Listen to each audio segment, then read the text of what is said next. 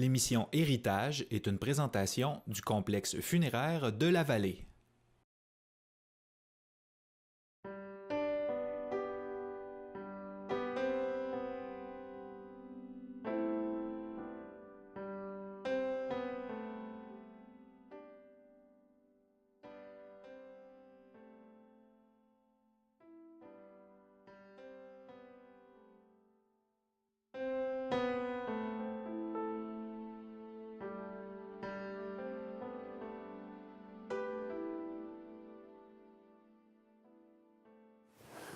Monsieur Rivard, bonjour.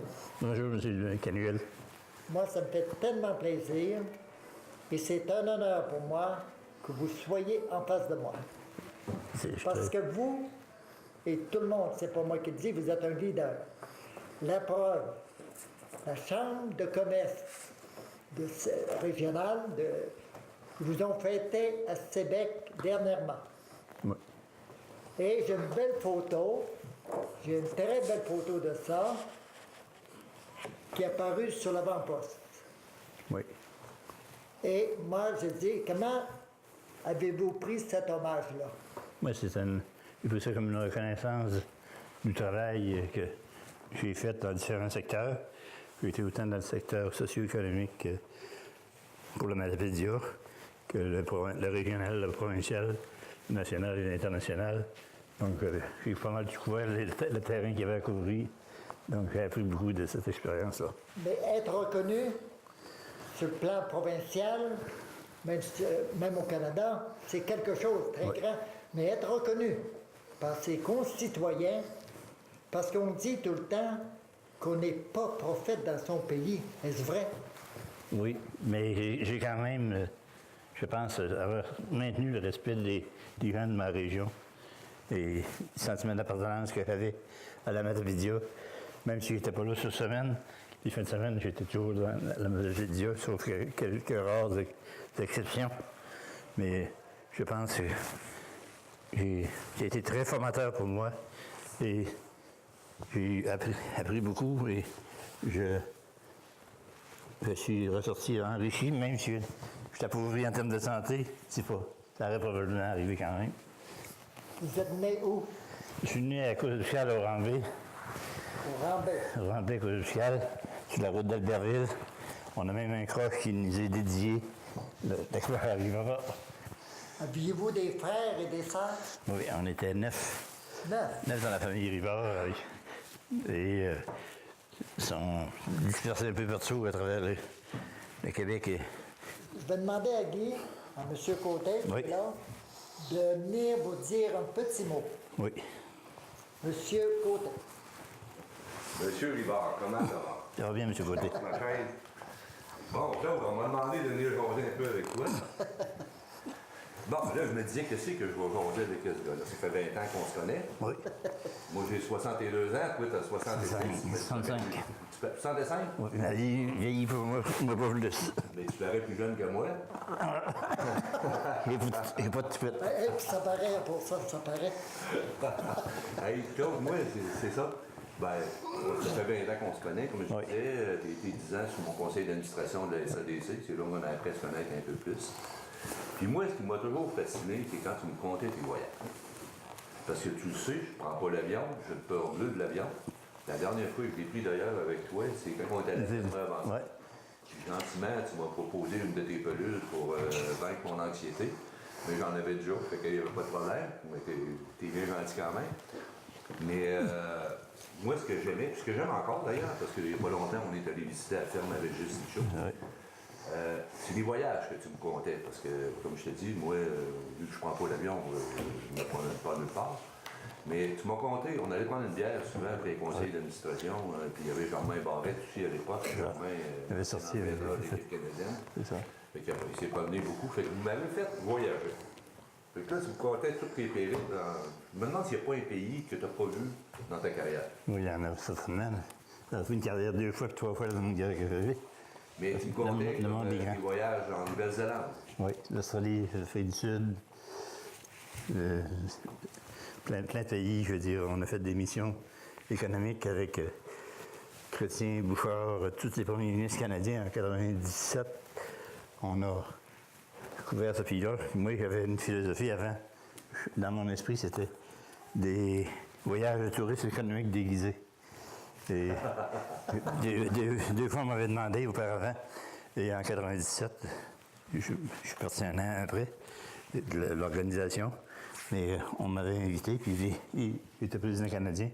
Donc les gens avaient dit, on devrait, Claude, tu devrais y aller pour représenter le Canada, puis essayer de faire des ventes.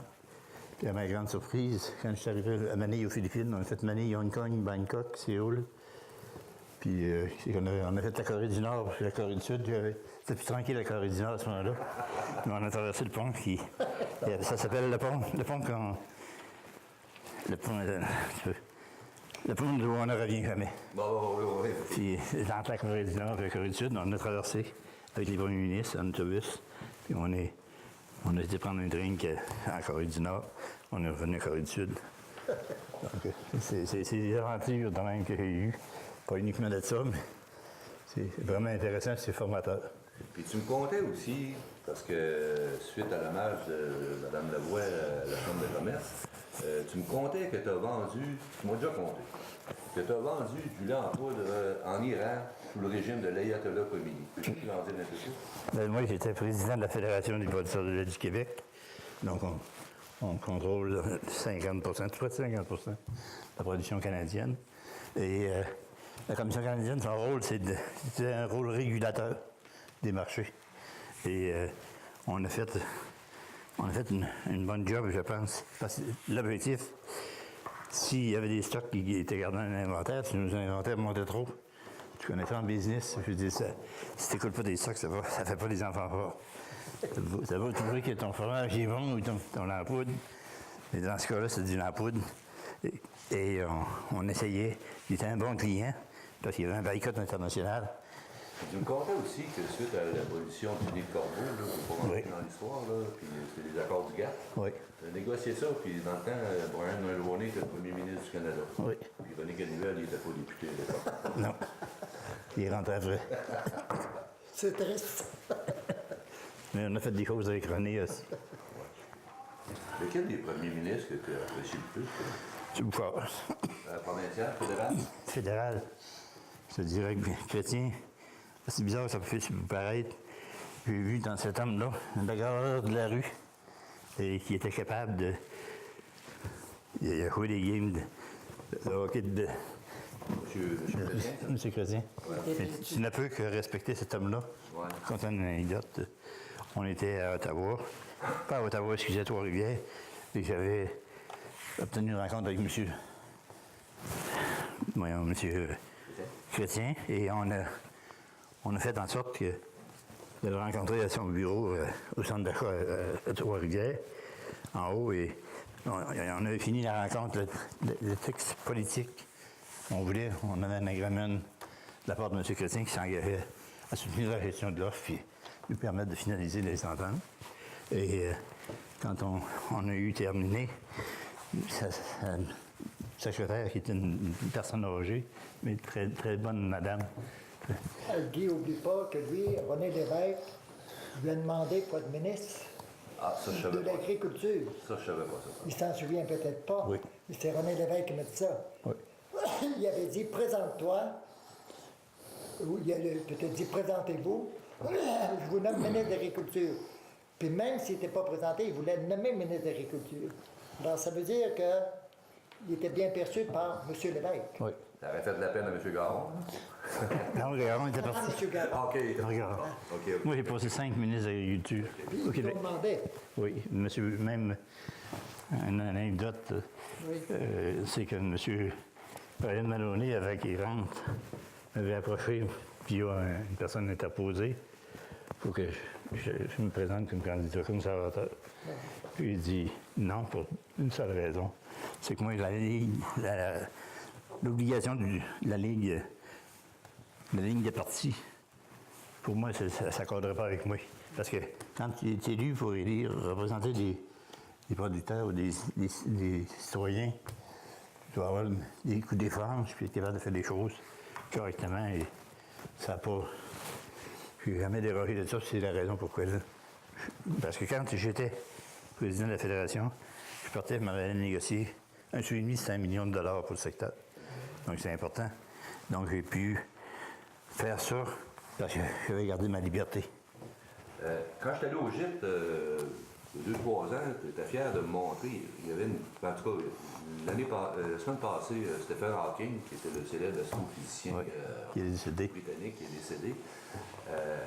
Ils ont nommé, je pense, un trou noir en son nom ou une étoile. Mais toi, je sais qu'il y a quelqu'un qui a nommé une planète en ton nom. C'est Peux-tu nous conter ça? c'est une organisation qui participé avec une ministre française de la Santé, puis l'autre, je pense, c'est du commerce extérieur, dans la coulée des négociations de l'OMC. Et le ministre de la Santé était à Québec, donc elle était avec moi. Et il m'avait reçu. Et l'organisation, ça s'appelait l'Étoile, le Gala. Et ils ont nommé, c'est un peu comme vous avez à Hollywood, des trottoirs qui sont démarqués. C'est la même chose. Moi et Michel Paré, c'était Michel Paré qui était ministre de l'Agriculture. C'est tout un honneur pour vous. Oui, mais on m'a remis un beau grand cadre. Les Français sont forts là-dessus. Non, mais as-tu pensé, on a un matapédien qui a une étoile au même titre que Stephen Hawking. Oui, c'est vrai. Il y a peu de gens qui savent. Elle est dans le cas. Ça prend jusqu'au Rivard que de la faire comme ça. C'est ça. Hey Claude, Oui. c'est un plaisir de jaser un petit peu avec toi. Je sais qu'il y en a d'autres qui vont me suivre. Puis, comme je te dis, on n'a pas fini de se voir. C'est bon. Mais que le beau temps arrive, que le printemps arrive, On fait une sortie ensemble. on ira visiter quelques fermes ensemble.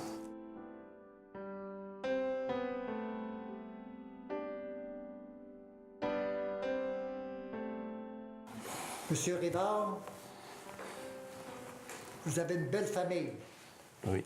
Vous avez 4 filles. Vous avez 4 filles. Oui. Il y en a une au nom de vos filles qui va venir vous dire un petit mot. On donne ça aux femmes, ça, généralement. Mais pour un bel homme comme toi, on fait des exceptions. Merci. Ça va bon en plus. Donc, ben moi, ce que j'ai le goût de raconter un peu sur mon père, c'est l'étonnement quand j'étais toute petite, de voir à quel point mon père, il était reconnu par les gens. Quand tu es tout petit, parce qu'en 81, je suis née en 81 quand j'ai commencé la fédération à Montréal. Dans le fond, je comprenais pas, il nous amenait dans des congrès, il nous a toujours inclus là, dans sa vie, ma mère aussi. Puis, je comprenais pas pourquoi est-ce que tout le monde l'aimait tant que ça, mon père. Pourquoi est-ce que le monde était si reconnaissant? Mais, en vieillissant, j'ai compris pourquoi. Mon papa, il a fait beaucoup de choses pour beaucoup de personnes. Oui, il revenait les fins de semaine, il travaillait sur la ferme, mais prenait aussi du temps pour nous, pour être avec nous. Quand il était à la fédération, mes sœurs ont vécu avec, à Montréal, à Longueuil. Puis mon papa, c'est une personne extraordinaire qui a fait des grandes choses. Mais même dans les petites choses, c'était des grandes choses. Juste le soir, quand il venait nous lire des histoires. Moi, je l'ai connu comme ça. Avant de partir. Puis il nous dit « Je t'aime ». Et puis là, à chaque dimanche, on allait au restaurant, c'était notre sortie de la semaine, familiale. C'était ça qui était important, qui n'était pas déconnecté non plus, malgré tout le brouhaha, tous les gros dossiers qu'il exploitait, qu'il a fait dans sa vie. Il était encore un père, puis il est encore humain. C'était rare à cette époque-là, à l'époque de ton père, qu'ils disaient à leur fille ou à leur gars « Je t'aime ». Oui. Puis il te le disait à toi. Il nous le disait à nous toutes, aux 4, il le dit aussi à ses petits-fils. Il est rendu, c'est la revanche des gars Rivard, c'est les petits-fils aussi. Il aime ses petits-fils, il ne voit pas très souvent, ma soeur reste à l'extérieur. Mais moi, il y en a un qui voit quand même un petit peu plus. Oui. Puis, mais mon père, c'est un homme très sentimental, un homme de cœur, qui a la larme facile quand même. En tout cas, quand on ne te fera pas pleurer. Non, faut pas. Arrête. Mais c'est ça, fait que de dire je t'aime, c'était naturel pour lui, puis tu le sentais, il nous regardait, puis on le sentait que c'était vraiment vrai. C'était pas juste comme parure. Fait que malgré tout ça, oui, c'est ça. Il nous le disait souvent. Puis nous aussi, on l'aime énormément.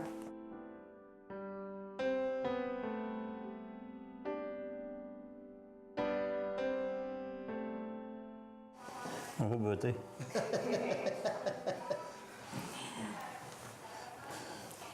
Eh bien, Jodie, Jessica a dit une partie de ce que j'avais préparé. Mais c'est vrai que malgré tous ces voyages et ces casse-têtes au sujet des dossiers qui avaient amené au bout, et il ne nous a jamais oubliés. À tous les soirs, il téléphonait pour demander comment ça allait. Et c'est un gars qui tenait aussi à ses enfants. Quand il avait soupé un gars à Montréal, il insistait pour qu'on monte les enfants, puis moi, puis pour la fin de semaine, parce qu'il ne pouvait pas venir. Mais dans toutes ces choses, sa famille a toujours été très importante. Et moi aussi, il tenait absolument, quand il y avait des congrès à l'extérieur du pays, il tenait à ce que je l'accompagne aussi. Donc, c'était une vie très tourmentée, très occupée. Mais malgré tout, on s'en est sortis, puis on est resté un couple, puis on est resté une famille. Tourmenté. Oui. Tourmenté à l'occasion. Oui, à l'occasion. Le poids des dossiers, puis parfois ça m'exigeait que des fins de semaine, quelques occasions, je prenais une journée ou deux de fin de semaine, mais je n'en prenais le moins possible les fins de semaine. Donc, puis il faut dire que si j'ai eu la complicité de toute la famille. La famille était pour moi d'un grand soutien. Et même moi, il fallait que comme j'ai dit tout à l'heure, je change mes habitudes. Un exemple, le printemps, j'aimais ça arcer puis semer.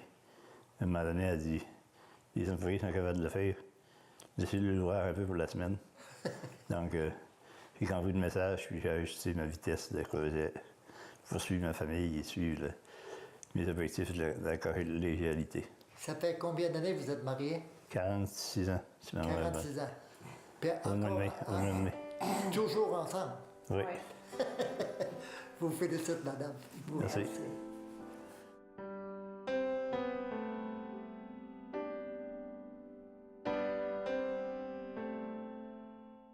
Avez-vous des souvenirs de votre école primaire, secondaire, l'école d'agriculture? Pouvez-vous nous en parler?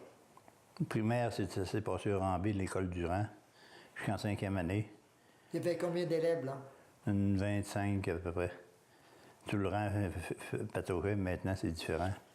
Et puis l'école de rang, on était à la polyvalente, mais il faut voir qu'on ne sait pas pourquoi, mais on était la première école à cause officielle à avoir une polyvalente au niveau provincial. Provincial? Oui, c'est de la cause officielle. À moi, quand même, l'infirmier, mais c'est ce qu'on m'a mentionné. Donc, c'est une note qu'on était quand même d'avant-garde. Par la suite, je suis descendu en 5e, 6e année. Descendu à Villers, à cause officielle, à l'école Cossette. Et j'ai fait 2 ans là. Il n'y avait pas d'autobus, hein? Oui, il y avait un autobus. Il y avait un autobus, oui. On n'aurait pas descendu ça à Cossette, là, ça aurait été. Ça avant moi. Compte tenu que moi, j'étais apte à aller aux scientifiques, qui étaient plus élevés comme niveau. Et tandis qu'au général, cette année-là, ou à cause des professeurs ou à cause des jeunes de tous nous autres, on faisait des folies. Puis là, moi, au mois d'après, au mois de janvier, dans le temps des fêtes, je disais à mon père, je lui ai dit, j'arrête l'école, je lui ai dit, je perds mon temps. Puis là, mon père a récupéré ça bien fait. Il a dit, Claude, il faut être d'accord, mais à condition qu'au mois de septembre, tu reprennes ta 8e année et que tu reprennes tes cours. Et comme de fait, j'ai abandonné, mais pour mieux reprendre en septembre, j'ai choisi l'école d'agriculture, j'avais 14 ans à ce moment-là. Donc, parce que mon père avait suivi sa formation agricole à Rimouski. Donc, ça m'a permis, ils m'ont permis de faire une petite anicroche, c'est-à-dire de me permettre d'aller faire une formation dans un secteur où je me sentais attiré et que j'ai jamais eu de regret d'avoir été dans ce secteur-là. Bon. Vous avez fait votre première communion, votre première confession, votre confirmation, la profession de foi. Cause officielle. Puis vous êtes marié catholique en plus. Oui. C'est quoi tout ça, là? Tout ça, ben c'est... J'ai trouvé une jeune fille à Albertville qui... Pardon? J'ai trouvé une jeune fille à Albertville qui... Albertville? Oui, Lise Desmarais, que vous avez vu tout à l'heure, qui a semblé, mais elle est intéressée avec moi, mais à un moment donné, la première discussion qu'on a eue sur mon avenir, j'avais terminé. Et elle, j'ai mentionné qu'elle avait envie d'être agriculteur. Elle m'avait dit à l'époque, Moi, je ne marierai jamais un agriculteur. J'ai appris que dans la vie, il ne faut jamais dire jamais. Tout le temps était là. C'est ça, elle était là pour m'appuyer. Puis quand j'ai pris la présidence, si elle ne veut pas être là, j'aurais jamais pu faire ce que j'ai fait. Je n'aurais pas eu ma famille qui m'accotait, m'appuyait. Je veux dire, j'aurais dû probablement changer de profession. Vous faites un voyage de noces? Oui, un voyage de noces, mais Pas à Albertville. non pas à Albertville. Notre objectif, c'était de faire le tour par Québec, d'aller à la Malbaie. Et on avait acheté un camion 2 semaines avant. Et le camion a eu un trouble mécanique. Donc, on a passé 2 nuits à Montmagny pour faire réparer le camion. Puis, par la suite, on est revenu chez nous. Et on est embarqué à 2 pieds dans l'agriculture. On a acheté des fermes des voisins et j'ai fait des rénovations à ma ferme pour la rendre opérationnelle puis répondre aux besoins du temps. Quand vous avez acheté votre première ferme, là, Oui. vous n'aviez pas beaucoup d'argent, je m'imagine? Pas beaucoup d'argent, non. J'avais 35 000 piastres de crédit agricole. Et il a fallu qu'on se débrouille avec ça. J'avais peut-être une subvention de 3 000 $ à l'époque qui était très minime quand on connaît le contexte maintenant, mais c'était les prix qui étaient pratiqués dans le secteur à cette époque-là. Là, on voit que dans la vallée, il y a une décroissance de population. Oui. Disons qu'on n'est pas différent de bien des régions ici, mais j'espère qu'il semble avoir un vent de renouveau en termes d'appropriation. Des gens, tu vois des jeunes revenir maintenant qui prennent la place. Des gens comme moi et vous, qui vont se développer et prendre notre place, j'espère. Et il faut dire un exemple dans le secteur laitier. Il faut se rappeler qu'on avait 800 producteurs lorsque je suis rentré en 1978 comme président régional. Et on est passé à 600 quelques. Donc, et on produit pas moins de lait, on produit plus de lait dans la région. Juste pour le secteur laitier. Avec moins de cultivateurs. Moins de cultivateurs, parce qu'on voit on est rendu à la ferme, j'appelle la ferme américaine, avec des robots de traite. Nos grands-pères serviraient de bord dans les tentes, puis ils voiraient ça. C'est des améliorations qui apportent une qualité de vie différente et l'aspect qui peut être fait routinier, comme la traite. On aurait jamais pensé ça il y a 15 ans, il y a 20 ans, on n'aurait pas besoin de se lever pour aller tirer les vaches. Alors qu'à l'époque, on se levait, puis on allait faire le train, comme on disait. On allait chercher les vaches, puis tous les voisins faisaient la même chose. Donc, ça devait comme un sentiment de ralliement. Je veux dire, tu voyais ton voisin, puis à l'occasion, tu pouvais causer avec lui. Chose qu'on voit moins parce que c'est une contrainte du temps maintenant. Les gens font ces discussions, mais à des occasions moins souvent, moins senties. C'est une faiblesse, je pense. On se parle par informatique maintenant, et on a oublié parfois le côté humain. Vous avez la foi. Vous avez probablement pratiqué votre religion. Oui. Qu'est-ce que ça vous a donné, ça? Qu'est-ce que c'est? Moi, je pense qu'il faut... Autrement dit, le christianisme, qu'est-ce que vous a apporté dans votre vie? Je pense qu'il faut être capable de discarter les choses. On est parti d'un christianisme qui était peut-être pas totalitaire, mais qui commandait à certains endroits dans les relations avec les humains, qui n'auraient peut-être pas dû aller. Mais ça, comme j'ai dit à des gens, j'ai pas de crayon qui efface le passé. Mais ensemble, aujourd'hui et demain, on peut écrire l'avenir et améliorer l'avenir de nos concitoyens. Mais pour ça, il faut que tu aies le goût du trouble jusqu'à un certain point, mais d'essayer d'améliorer ensemble ces choses-là. Surtout de discuter. Je pense à la base. Si on est capable de discuter calmement, puis... Dans toute votre vie, là, Oui.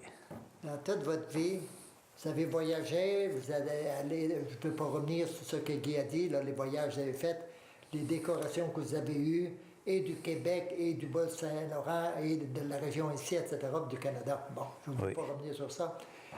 Mais à travers tout ça, à travers votre vie familiale, à travers votre foi, y a-t-il quelque chose, un événement qui vous a rendu un peu plus heureux? Oui, c'est l'approche de ma famille. Mes enfants, j'ai 4 filles et 4 petits-fils. Et c'est la plus grande richesse qu'on a dans notre vie, c'est si on laisse des traces sur la planète, c'est nos descendants qui vont continuer l'œuvre dans laquelle, avec les positions qu'on doit prendre, que la société doit prendre. Mais parfois, la société, je dois dire ça aussi, est parfois trop interventionniste. On est rendu à appeler monsieur, madame, en projet de loi, là. Je trouve ça enfantin. Quand on cherche le trouble ou on veut juste bien paraître, ou essayer de bien paraître, c'est pas de cette façon-là. Je pense qu'on va faire en sorte que les jeunes vont revenir à une collectivité. C'est plus avec de l'animation dans le milieu. Je vais aller avec vous à des petites questions rafales. Allez-y. À compléter. Ça ne sera pas long. Ma vie a été... A été une vie d'action. Ma plus grande réussite. La famille. Les Un petits-enfants, mes enfants. très, très petit remords. Petit remords, c'est de ne pas avoir eu la santé jusqu'à 75 ans, 80 ans. La santé s'en va assez rapidement, elle se détériore. Mais je regarde toujours en avant devant moi. Et je ne renie pas ce que j'ai fait, parce que je crois que, avec les informations que j'avais à l'époque, on a fait le maximum qu'on pouvait faire. Maintenant, c'est aux autres de prendre la relève. Et J'aimerais recommencer ma vie, oui ou non? oui, mais j'aurais très peu de changements à apporter. Tout ce qui est l'aspect familial. Le seul reproche, c'est de avoir pu profiter au maximum de mes enfants. J'appelais tous les jours chez nous, comme Lise l'a dit tantôt. Et j'ai fait en sorte de garder le contact. Et je suis très fier d'avoir réussi à maintenir le respect entre mes membres de ma famille, mes amis. Et j'étais, je pense, un conciliateur. Formidable. Merci. Je remercie Dieu pour Toutes les bonnes années qu'il m'a données. J'espère qu'il y en aura d'autres avant moi. Je pense que là, je pose la question, c'est plus ça, là. Je pose une question très importante pour vos arrière-petits-enfants, arrière-arrière-petits-enfants qui vont venir, arrière-arrière, puis là, je peux remonter 1000 ans, de votre génération à vous. Vous avez un petit conseil. Moi, j'aime pas le mot conseil. Vous avez un petit mot à leur dire. Ça serait quoi le petit mot à dire à toutes ces générations qui vont venir après vous, là? Pendant 1000 ans, 2000 ans, 3000 ans, tant que la terre va être terre. Il y a un proverbe qui dit que si tu ne sais pas d'où tu viens, c'est difficile de savoir où aller. Ce que je souhaite, c'est que ces gens-là, ces gens qui viendront après nous, seront capables de faire en sorte de bâtir une approche ou des ponts pour faire en sorte que, même si on est dans la Matapédia, puis il n'y a pas une densité de population trop forte, mais de maintenir cet équilibre-là, je pense qu'on devra recourir de plus en plus. On a une pénurie de main-d'œuvre qui aurait dit ça il y a 10 ans. Les gens dans la Matapédia manquent de travailleurs. Donc, je pense qu'une des solutions qui doit être regardée, c'est de prendre des gens qui n'ont pas de travail, qui meurent de faim dans leur pays, mais qui ont une formation qui peut être un atout pour nous. Il ne faut pas avoir peur de se développer. Puis moi, j'ai toujours appris dans la vie que si on ne se développe pas en se repliant sur soi-même.